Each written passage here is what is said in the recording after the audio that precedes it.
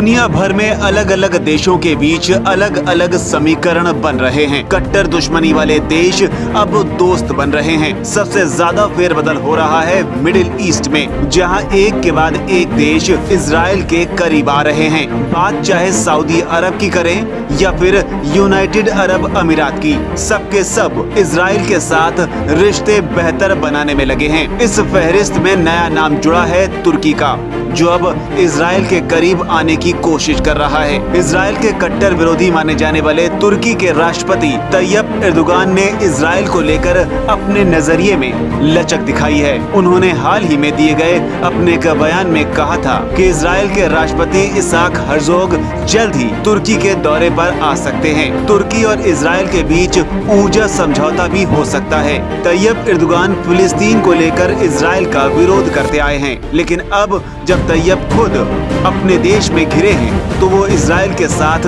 संबंध दुरुस्त करने पर जोर दे रहे हैं। तुर्की की राशि लीरा बुरी तरह से गिर गई है। तुर्की के आर्थिक हालात भी ठीक नहीं हैं। ऐसे में तुर्की एक गैस पाइपलाइन प्रोजेक्ट का हिस्सा बनना चाहता है, जिसमें इजराइल उसकी मदद कर सकता है। तुर्की और अमेरिका के बीच आए तनाव की वजह से भी तुर्की की आर्थिक स्थिति पर फर्क पड़ा है। करीब 13 साल बाद तुर्की और इजराइल के बड़े नेताओं ने एक दूसरे से बातचीत शुरू की है। केवल तुर्की ही नहीं, सऊदी अरब भी अपने संबंध इजराइल के साथ ठीक कर रहा है। सऊदी अरब नियोम नाम का एक शहर बनाने जा रहा है, जो बेहद आधुनिक होगा, और इस शहर को बनाने के लिए उसे नई तकनीक की जरूरत होगी। दुनिया भर के देश जानते हैं कि तकनीक के मामले में इजराइल का कोई मुकाबला नहीं है। सऊदी अरब भी ये बात समझता है, इस वजह से वो इजराइल के साथ रिश्ते सुधार रहा है। हाल ही में यूनाइटेड अरब अमीरात के अबू धाबी एयरपोर्ट पर हौती विद्रोहियों ने हमला किया था,